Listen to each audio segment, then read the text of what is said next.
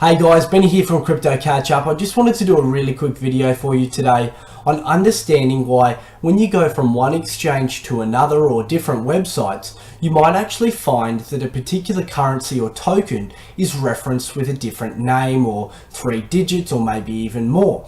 And there are reasons for that, which is what we want to go through. So the first thing I just want to show you here is an understanding of what a ticker is. So a ticker practically represents a security that is listed on an exchange. Now, that is something that is borrowed from stock exchanges like the New York Stock Exchange. It applies in exactly the same way. So we use a reference name to understand what that particular asset is, and on an exchange like the New York Stock Exchange, they are individual. They do not overlap or anything like that. So in cryptocurrencies, every single coin or token will have a ticker. So if we go into Bitcoin, you've got this BTC, as some people refer to it. That there is known as its ticker. If we go back and we have a look at Ripple, it's got XRP. But there's something very interesting with Ripple. It's got XRP. And sometimes when you look at Bitcoin, on some website, it has it as XBT. Now this is where it gets confusing, because sometimes Bitcoin's referenced one way, others it's referenced another. Now the reason for that is because there is an international standards organization called ISO, and there's an ISO standard called 4217. So ISO standard 4217 is practically a currency code for international currencies, assets, etc.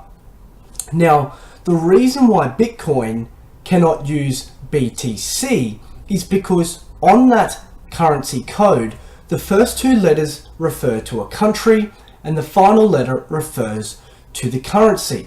So Australia, AU, dollar, the AUD. Now with Bitcoin, it has BTC. Unfortunately, BT actually stands for Bhutan, if I pronounce that correctly.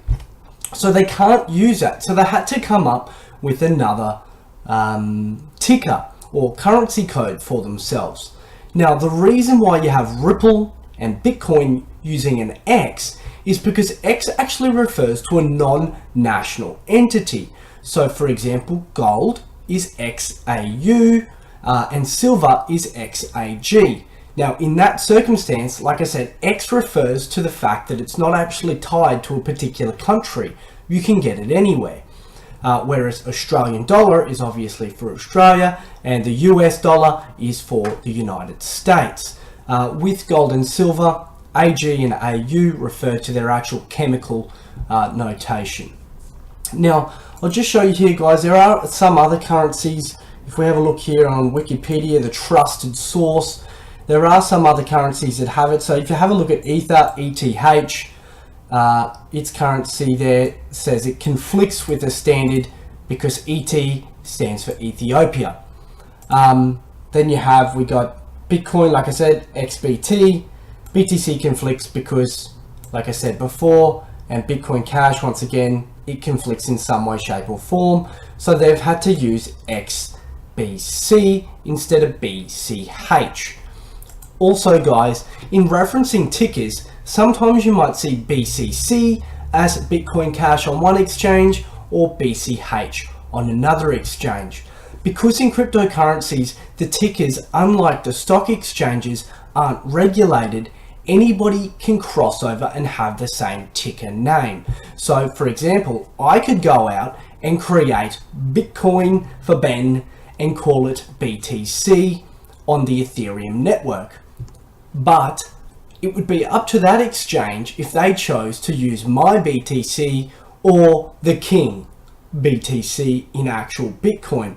I can tell you right now, they're going to use whatever is most popular, which is why some people choose to use BTC or BCH, because BCC actually refers to BitConnect, which is a Ponzi scheme. So why the hell would you want to refer to it like that?